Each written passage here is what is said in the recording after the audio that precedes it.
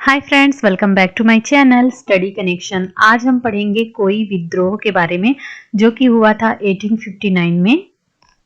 जनजाति या आदिवासी जो आंदोलन है उसकी सीरीज में ये हमारा दूसरा आंदोलन हम पढ़ रहे हैं, कोई विद्रोह। इसके पहले हम मुड़िया विद्रोह पढ़ चुके हैं। जितने भी आदिवासी या जनजाति आंदोलन हुए हैं वो मुख्यतः बस्तर क्षेत्र में ही हुए हैं, क्योंकि यहाँ पर प्रायः जो बहुत सारे आदिवासी रहते हैं या कहें कि ये जनजातियों का एक समूह है, यहाँ पर जो क्षेत्र पाया जाता है वहाँ पर तो बस्तर के आदिवासियों द्वारा ये विद्रोह हुए थे। और जिनमें से हैं हल्बा विद्रोह, परलकोट विद्रोह, लिंगागिरी विद्रोह और अपना भूमकाल विद्रोह। जितने कोई विद्रोह, मुड़िया विद्रोह, जो भी विद्रोह हैं वो सारे बस्तर क्षेत्र में ही हुए थे। उन सब के बारे में हम डिटेल से पढ़ेंगे। ये हमारा दूसरा वीडियो है विद्रोह को लेकर, क्योंकि हम भैरम देव जो राजा हैं उनके बारे में पढ़ रहे हैं। तो भैरम देव के काल में 3 विद्रोह हुए थे, मुड़िया विद्रोह, कोई विद्रोह और लिंगागिरी विद्रोह। तो हमने मुड़िया विद्रोह पढ़ लिया है। कोई विद्रोह पढ़ने से पहले हम जानते हैं कि कोई का अर्थ क्या होता है। कोई का अर्थ होता है पहाड़ों में रहने वाले लोग। ठीक है, चलिए देखते हैं विद्रोह किनके किनके बीच हुआ। तो फोतकेल के जमींदार जो थे नांगुल दोरला, वो मुख्य नेतृत्व करता थे। ठीक है, तो जो नांगुल दोरला थे वो और भी जमींदार जैसे भोपालपट्टनम के जमींदार राम भोई, भेजी के जमींदार जुग्गा राजू, इन सब के सहयोग से और कोई आदिवासी जो थे उनके सहयोग से ब्रिटिश अधिकारी एवं बाहरी ठेकेदार, जो ब्रिटिश अधिकारियों ने नियुक्त किया था बाहरी ठेकेदार, उनके विरुद्ध विद्रोह किया। तो विद्रोह का क्या कारण था, असंतोष का क्या कारण था, वो भी हम बताते हैं। उनके बीच असंतोष का मुख्य कारण था कि ब्रिटिश सरकार ने जंगलों को काटने का ठेका हैदराबाद के व्यापारियों को दे दिया था और ठेकेदार ब्रिटिश अधिकारियों से मिली भगत करके बहुत ही मनमानी करते थे। बस्तर जो साल वनों का द्वीप कहा जाता है, जिसे बस्तर के आदिवासी भगवान की तरह पूजते हैं, और हमारी भारतीय संस्कृति में ये परंपरा ही रही है कि हम वृक्षों की भी पूजा भगवान की तरह करते हैं।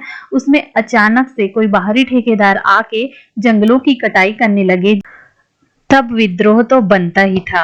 ऐसा नहीं कि अचानक से विद्रोह शुरू हो गया। पहले ठेकेदार जो थी उनकी शिकायत ब्रिटिश अधिकारियों से की गई, लेकिन उस पर कोई ध्यान नहीं दिया गया। फिर जो 1859 में भेजी फोतकेल के जमींदारों ने सामूहिक रूप से निर्णय लिया कि भविष्य में बस्तर में साल वृक्ष को तो कटने नहीं दिया जाएगा। ब्रिटिश सरकार ने इसे चुनौती के रूप में स्वीकार कर लिया और मजदूरों के साथ बंदूकधारी सिपाहियों को भेज दिया। और ये सूचना को पाकर कोई आदिवासी भी भड़क उठे। वे मशाल लेकर अपने हथियारों के साथ जंगल की ओर दौड़ पड़े, लकड़ी काटने वालों पर हमला बोल दिया और 1 साल वृक्ष के पीछे एक व्यक्ति का सर, ये नारा बुलंद किया। मतलब 1 साल वृक्ष को अगर काटोगे तो एक व्यक्ति का सिर हम आपको लेके दे देंगे, आप ही के लोगों में से। इस विद्रोह में अनेक ठेकेदार मारे गए। विद्रोह का नेतृत्व करता इस प्रकार हम पाएंगे कि जुग्गा, जुम्मा, राम भोई आदि ने किया। और मुख्य नेतृत्वकर्ता कौन थे? नांगुल दोरला। इसमें अंग्रेजों को विवश होकर ठेकेदारी प्रथा समाप्त करना पड़ा, मतलब आदिवासियों की जीत हुई। तो चलिए हमने क्या क्या पढ़ा कोई विद्रोह के बारे में वो देख लेते हैं। कोई विद्रोह जब हुआ तो उस समय जो शासक थे वो कौन थे? तो वो थे भैरम देव। भैरम देव जो थे वो भोपाल देव जो थे वो उनके पिता थे। भोपाल देव के पिता कौन थे? तो महिपाल देव थे। महिपाल देव के पिता दरिया देव, जो कि हल्बा विद्रोह का कारण बने थे, और दरिया देव के पिता दलपत देव। तो इस तरह से इसे याद रख सकते हैं। और दलपत देव ने अपने नाम पर जगदलपुर में दलपत सागर झील का निर्माण किया था। तो इस तरह कनेक्ट करके पढ़ेंगे तो आपको बहुत अच्छे से याद रहेगा। और कोई विद्रोह का कारण क्या था? साल वृक्ष की कटाई के विरोध में कोई विद्रोह हुआ था। ठेकेदारों को नियुक्त कर दिए थे जो मनमाने कटाई कर रहे थे। तो आदिवासी इससे भड़क उठे और जो ठेकेदार थे और अंग्रेजों के विरुद्ध उन्होंने इस विद्रोह को अंजाम दिया, जिसमें इनकी जीत भी हुई आदिवासियों की।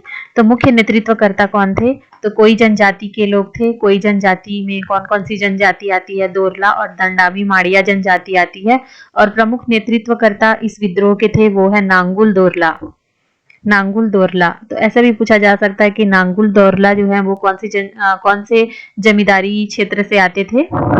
तो नांगुल दोरला थे फोतकेल के जमींदार थे और भोपालपट्टनम के जमींदार राम भोई, भेजी के जमींदार जुग्गा राजू, इनके सहयोग से और आदिवासी जो थे कोई आदिवासी, उनके सहयोग से ये सब विद्रोह हुआ था।